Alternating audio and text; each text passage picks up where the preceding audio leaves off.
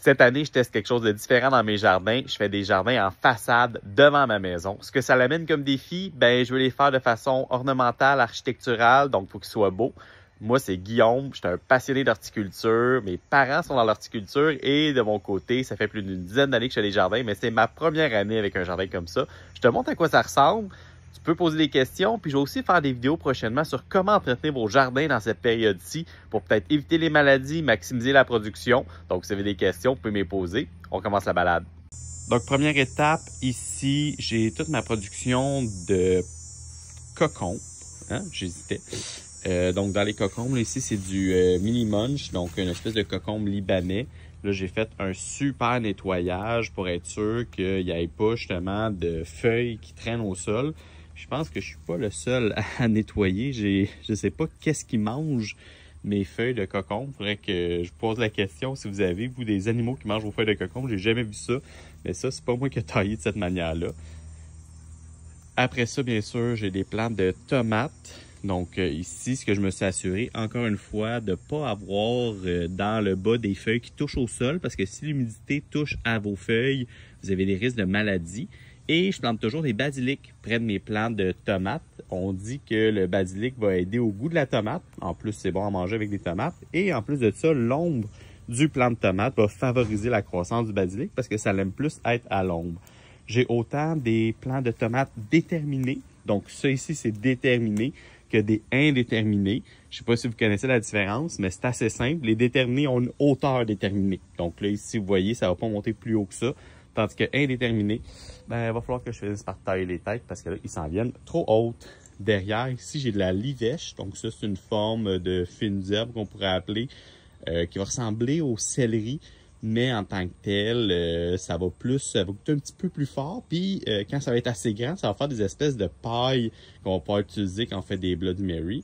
Puis j'ai derrière ici de la gabelle et là ici, ben, vous le voyez, un tournesol. Pourquoi je plante des plantes à fleurs près de mes plants?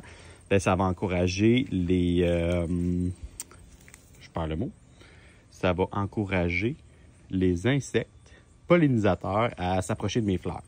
Ici, j'ai toute une rangée de cocombes, j'ai une rangée de fèves aussi qui s'en vient vraiment belle. Là aussi, j'ai un animal qui mange mes feuilles de fèves, donc à suivre. Peut-être là aussi pour me guider qu'est-ce qui mange des feuilles de fèves comme ça. Mais on voit que mes fèves s'en viennent, ça va être bon. Autre particularité, je garde un lien avec mes racines familiales. Ici, j'ai des plantes grasses. Donc ça, c'est le Plectranthus. L'origano cubain, donc quand on le frotte, ça sent super bon. On peut faire des tisanes avec, ça va aider pour la digestion, ça va aider aussi quand on a des maux de gorge, donc pour toutes les maladies pulmonaires, là, ça peut être super bon de faire des tisanes avec ça. Et j'ai une nouvelle variété ici, même chose dans les Plectranthus, et celle-là, elle sent vraiment un peu comme vanillé, un peu l'orange. Donc elle aussi, on peut faire des super bonnes tisanes. J'ai aussi en grande première des bananiers. Donc ça va être vraiment le fun. C'est censé être capable de produire des bananes cette année. Donc j'ai hâte de voir la production que ça va donner. Ici, j'ai des fraises alpines. Là, bien sûr, ils sont terminés. On peut voir la différence de couleur. D'après moi, celle-là manque d'engrais. Fait que ça va être à travailler. Je vais sûrement aller racheter de l'engrais pour voir si je peux ramener un feuillage plus beau. Puis je vais sûrement les transplanter dans d'autres pots. Les fraises alpines, leur avantage, ils sont comme jaunes-blanches, donc les oiseaux n'ont pas tendance à les manger. Encore une fois, on revient dans mes racines familiales. Ici, j'ai ma zone de cactus comestibles. Donc ça, c'est tous des Opuntia ficus indica qu'on peut utiliser pour faire des recettes.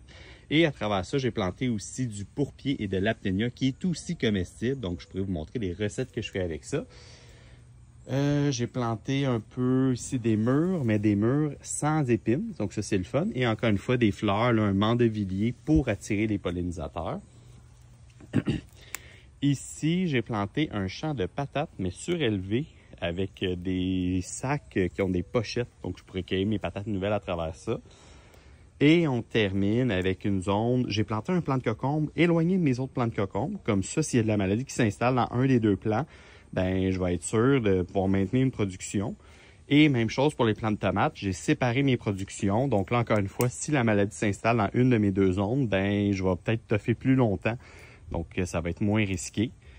J'ai aussi ici des plants de piments forts. Donc, je ne vais pas les planter au même endroit que mes piments doux pour les enfants, mais aussi s'il y a la pollinisation croisée, que j'aille pas des piments forts qui se mangent avec mes piments doux. J'ai reparti une production d'asperges. Donc ça, c'est des plants de 2 ans. Donc déjà l'an prochain, je devrais pouvoir me cueillir des asperges ici. Et ici, je me suis planté des plants de bleuets. Donc j'ai 3 plants de bleuets qui devraient produire. Ça va être intéressant. Ensuite, une erreur que j'avais faite dans le passé, j'avais planté mes plants de framboises dans le sol, puis là, ça m'envahissait de partout. Donc là, la grande différence, c'est que maintenant, j'ai planté mes plants de framboises dans des Smart Pots. Donc, ils vont être contenus. Puis tu vois, même, ils ont... OK, je pensais qu'ils étaient partis au sol. Donc, ils vont être contenus ici, là, dans les Smart Pots. Puis, on termine ici. J'ai ma production de camerises. Là, c'est bel et bien terminé. Je sais que chez la ferme des Listes du Rapide, là, il y a encore quelques camerises fraîches. On peut pas les cueillir, mais ils sont encore disponibles. Mais moi, ça fait longtemps que j'ai tout cueilli mes camerises. Quand même 16 plants. J'étais super content de ma production cette année. Je n'ai juste des déplacés. Donc, ça vous donne une petite idée là, de à quoi ressemblent mes jardins. Comme je vous dis, je vais vous donner des astuces dans les prochains jours sur comment réduire le risque de maladie, comment vous assurer d'avoir une belle production. J'ai planté autant en Smart Pot que j'ai planté aussi dans des espèces de bacs surélevés pour réduire le risque, exemple, des marmottes viennent manger. Je vais vous montrer, là, j'ai du kale ici. Donc, mon kale se faisait manger par les marmottes. Fait qu'en étant surélevé, c'est un peu moins risqué.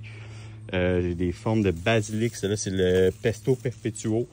Donc, si vous avez par contre des basilics plus standards, ça, ce que je vous encourage, c'est que si vous voyez des fleurs qui apparaissent, on vient tailler les fleurs, donc tailler les têtes. Celui-là, je vais tailler les têtes, mais le pesto perpetuo ne fera pas de fleurs. J'ai des formes ici. Ça, c'est un épinard, mais épinard de Malabar. Donc ça, épinard grimpant. Puis toutes mes fines herbes sont dans mes bacs pour que j'aille facilement accès. Puis ici, encore une fois, j'ai encore un animal qui vient manger mes fleurs. Fait que je vais... C'est mes feuilles de cocon. Fait que je vais essayer de faire monter ça. Donc, n'hésitez pas, s'il y a des questions à travers tout ce que je vous ai présenté. Dernière chose, j'ai mis du BRF, du bois ramial fragmenté, au lieu de mettre du paillis. Pourquoi? Parce que je ne vais pas venir affecter avec un paillicide mon acidité du sol. Puis aussi, ce bois-là va vraiment se décomposer, donc vraiment aider à la biodiversité dans ma terre. Donc, ça va aider à ce que mes plantes aient toute la nourriture qu'ils ont besoin. Puis bien sûr, je mets de l'engrais régulièrement, fait que je pourrais vous parler de ça aussi. Mais si vous avez des questions, n'hésitez pas. Puis bon jardinage!